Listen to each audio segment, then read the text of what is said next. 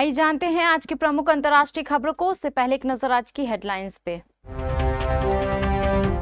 नहीं बढ़ेंगे सिलेंडर के दाम, पूर्वोत्तर के विकास के लिए स्पेशल पैकेज। ये बिहार के भाग्योदय की शुरुआत है, माता सीता मंदिर मातृत्व शक्ति को समर्पित। बंगाल में बनेगा नया गठबंधन, राहुल गांधी के डिनर में टीएमसी कांग्रेस की नजदीकियों से बढ़ी सियासी अटकलें। 35 साल तक चुनाव आयोग का बचाव किया, अब और नहीं। बेटा सतुआ चूड़ा पर गुजर बसर, पानी तक को तरस रहे लोग। जब भारत और पाकिस्तान के बीच युद्ध हुआ तो ट्रंप के सीज फायर वाले दावों पर ये क्या बोल गए मार्को रूबियो।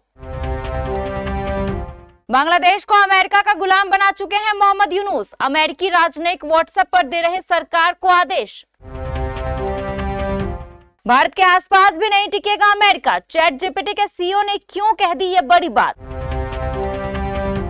बिश्नोई गैंग से मिली धमकी के बाद भी कपिल ने की शूटिंग, जल्द ये स्टार्स आएंगे कॉमेडी शो में नजर। और वैभव सूर्यवंशी की वजह से संजू सैमसन छोड़ रहे राजस्थान रॉयल्स। केंद्रीय कैबिनेट की मीटिंग में पूर्वोत्तर के राज्य असम और त्रिपुरा के विकास पर विशेष फोकस किया गया है। पीएम उज्ज्वला लाभार्थियों के लिए 12,060 करोड़ रुपए की मंजूरी दी गई है। केंद्रीय कैबिनेट ने शुक्रवार को 52,667 करोड़ रुपए के पैकेज को मंजूरी दी है, जिसके तहत शिक्षा, एलपीजी, बुनियादी ढांचा और पूर्वोत्तर के राज्यों के विकास पर जोर दिया गया है। केंद्रीय सूचना एवं प्रसारण मंत्री अश्विनी वैष्णव ने बताया कि केंद्रीय मंत्रिमंडल ने तकनीकी शिक्षा संस्थानों को मजबूत करने के लिए 4,200 करोड़ रुपए की मंजूरी दी है। उन्होंने बताया कि मंत्रिमंडल ने 2025-26 के लिए प्रधानमंत्री उज्ज्वला योजना के तहत 12,060 करोड़ रुपए की सब्सिडी को मंजूरी दी। असम और त्रिपुरा के विकास के लिए स्पेशल पैकेज केंद्रीय मंत्रिमंडल ने तेल विपणन कंपनियों के लिए 30,000 करोड़ रुपए की एलपीजी सब्सिडी को मंजूरी दी है। केंद्रीय गृह मंत्री अमित शाह ने कहा, श्री राम से माता सीता की पहली बार जहां मुलाकात हुई, वहां से लवकुश के जन्म स्थान और माता सीता के अंतिम निवास सभी स्थानों को पुनर्जीवित करके हमारे देश की मातृ शक्ति को समर्पित किया जाएगा।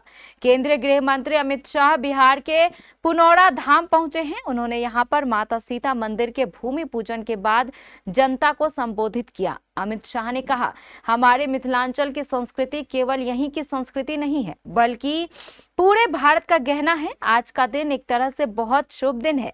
यहाँ सालों पहले रामायण काल में राजा जनक ने भूमि में सोने का हल चलाया और वहीं से मां जानकी प्रकट हुई। मां जानकी ने बारिश भेजकर आशीर्वाद दिया है। यह न केवल बिहार बल्कि पूरे भारतवर्ष के लिए शुभांकर बनने वाला है। उन्होंने आगे कहा कि श्री राम से माता सीता की पहली बार जहां मुलाकात हुई, वहां से लवकुश के जन्मस्थान और मां सीता के अंतिम निवास सभी स्थानों को पुनर्जीवित करके हमारे देश की मातृ शक्ति को समर्पित किया जाएगा।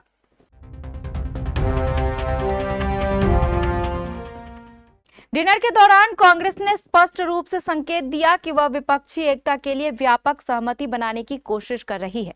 ये रुख पिछले साल से अलग है, जब कांग्रेस के एकतरफा फैसलों ने ममता बनर्जी को नाराज कर दिया था और उन्होंने एकला चलो रे का ऐलान कर बंगाल में इंडिया ब्लॉक को खत्म मान लिया था। पश्चिम बंगाल में अगले साल होने वाले विधानसभा चुनाव से पहले तृणमूल कांग्रेस और कांग्रेस के रिश्तों में फिर से नजदीकी बढ़ने लगी है। विपक्षी एकता और खासतौर पर इंडिया ब्लॉक की मजबूती के लिए ये संबंध बेहद अहम माने जा रहे हैं।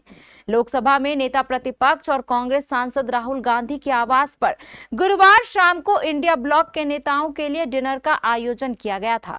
इस डिनर में दोनों पार्टियों के नेताओं के नजदीकियों ने राजनीतिक हलकों में अटकलें तेज कर दी हैं। लोकसभा और राज्यसभा में कुल 42 सांसदों के साथ टीएमसी के पास विपक्ष में प्रभाव डालने के लिए पर्याप्त संख्या बल है। डिनर के दौरान कांग्रेस ने स्पष्ट रूप से संकेत दिया कि वह विपक्षी एकता के लिए व्यापक सहमति बनाने की कोशिश कर रही है।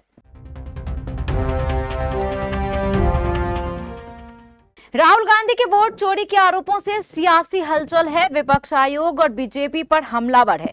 योगेंद्र यादव ने भी चुनाव आयोग पर सवाल उठाए हैं। उन्होंने मामले की जांच की मांग की है। राहुल गांधी ने चुनाव में हेराफेरी के 5 तरीके बताए हैं। राहुल गांधी के वोट चोरी के सनसनीखेज आरोपों के बाद से विपक्ष, चुनाव आयोग और केंद्र में सत्ता में काबिज बीजेपी पर हमलावर है। राहुल गांधी ने जिस तरह से दस्तावेजों के आधार पर वोट चोरी की बात कही है, उससे कई सवाल उठ रहे हैं। इस बीच राजनीतिक विश्लेषक और स्वराज इंडिया के संस्थापक योगेंद्र यादव ने भी चुनाव आयोग को लेकर लगाए गए आरोपों पर चिंता जताई है। समस्तीपुर जिले के मोहनपुर प्रखंड के कई गांव जैसे नवगढ़िया, सरसौवा, जौनापुर इत्यादि गांवों में भयंकर बाढ़ की चपेट में है। गंगा नदी के उफान ने चापाकल तक डुबा दिए हैं, जिससे ग्रामीणों को पीने के लिए साफ पानी नहीं मिल रहा है और वे मजबूरन गंगा का पानी पी रहे हैं। कई घर पूरी तरह जलमग्न हो चुके हैं। लोगों के पास रहने की कोई सुरक्षित जगह नहीं बची है। वे चौकी पर चौकी रखकर ऊंचे स्थान बना रहे हैं और उन्हीं पर रातें काट रहे हैं। खाने पीने की स्थिति भयावह है। मिट्टी के चूल्हे पानी में डूब चुके हैं। गैस चूल्हे रखने की जगह भी नहीं बची और ना ही जलावन की कोई व्यवस्था है।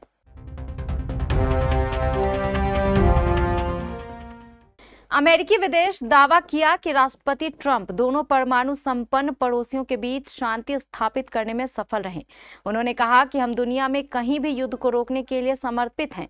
अमेरिकी राष्ट्रपति डोनाल्ड ट्रंप के बार बार भारत और पाकिस्तान के बीच सीज फायर कराने के दावों के बाद वहां के विदेश मंत्री मार्को रूबियो ने बड़ा दावा किया है। अमेरिका के विदेश मंत्री रूबियो ने दावा किया कि जब भारत और पाकिस्तान के बीच युद्ध हुआ तो अमेरिका सीधे तौर पर इसमें शामिल हुआ था। उन्होंने दावा किया कि अमेरिकी राष्ट्रपति ट्रंप दोनों परमाणु संपन्न पड़ोसियों के बीच शांति स्थापित कराने में सफल रहे। भारत ने बार बार ट्रंप के दावों को नकारा। ट्रंप ने 10 मई के बाद से कई बार अपने इस दावे को दोहराया है कि उन्होंने भारत और पाकिस्तान के बीच तनाव समाप्त करने में मदद की। मोहम्मद यूनुस के नेतृत्व वाली अंतरिम सरकार ने बांग्लादेश को अमेरिका का गुलाम बना दिया है। ढाका में मौजूद अमेरिकी दूतावास के राजनयिक मोहम्मद यूनुस सरकार में शामिल प्रमुख सलाहकारों को व्हाट्सएप पर सीधे संदेश भेज रहा है। बांग्लादेश की मोहम्मद यूनुस सरकार पूरी तरह से अमेरिका के सामने नतमस्तक हो गई है। मोहम्मद यूनुस प्रशासन का कंट्रोल पूरी तरह अमेरिका के नियंत्रण में है। स्थिति यह है कि ढाका में मौजूद अमेरिकी दूतावास के राजनयिक मोहम्मद यूनुस सरकार में शामिल प्रमुख सलाहकारों को सरकारी कामकाज और नीति से जुड़े मामलों में सीधे व्हाट्सएप के जरिए निर्देश भेजते हैं। Open AI CEO Sam Altman ने भारत को एआई के लिए दुनिया का तेजी से उभरता बाजार बताया है। GPT-5 की लॉन्चिंग के दौरान सैम ने कहा कि आने वाले कुछ सालों में भारत अमेरिका को काफी पीछे छोड़ देगा।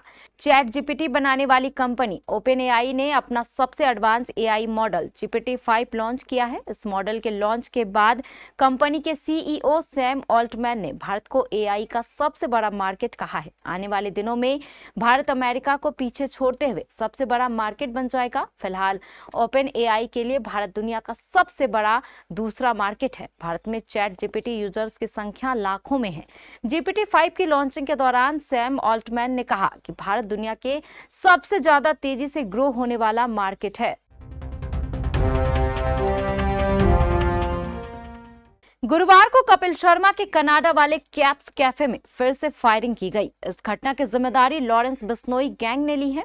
साथ ही कपिल को धमकी भी दी है। इस सिचुएशन के बीच भी कपिल शर्मा अपने कॉमेडी शो की शूटिंग कर रहे हैं। कपिल शर्मा इस वक्त मुश्किलों से घिरे हुए हैं। 2 बार इस कॉमेडियन के कैफे पर हमला हो चुका है। फायरिंग की गई है। कल ही यानी गुरुवार को भी दूसरी बार कपिल के कैफे पर फायरिंग हुई। इस घटना के बाद भी वह अपने comedy show the great Indian Kapil Sharma show की शूटिंग कर रहे हैं। सोशल मीडिया पर एक वीडियो वायरल है जिसमें जानवी कपूर अपनी फिल्म परम सुंदरी के प्रमोशन के सिलसिले में कपिल शर्मा के शूटिंग सेट पर नजर आई। भारत के पूर्व सलामी बल्लेबाज आकाश चोपड़ा का मानना है कि वैभव सूर्यवंशी के उदय ने संजू सैमसन के राजस्थान रॉयल्स से कथित तौर पर बाहर होने में भूमिका निभाई है। आखिर आकाश चोपड़ा के इस बयान के मायने क्या है? क्या राजस्थान रॉयल्स के ओपनर बैटर वैभव सूर्यवंशी के शानदार प्रदर्शन की वजह से आईपीएल 2026 ऑक्शन से पहले संजू सैमसन छोड़ना चाह रहे हैं? यह सवाल पूर्व भारतीय क्रिकेटर और कमेंटेटर आकाश चोपड़ा ने उठाया है। वहीं चोपड़ा ने यह भी कहा है कि अगर राजस्थान के कप्तान सैमसन टीम छोड़ने का फैसला करते हैं तो कोलकाता नाइट राइडर्स उन्हें साइन करने के लिए सबसे आगे रहने वाली टीम हो सकती है।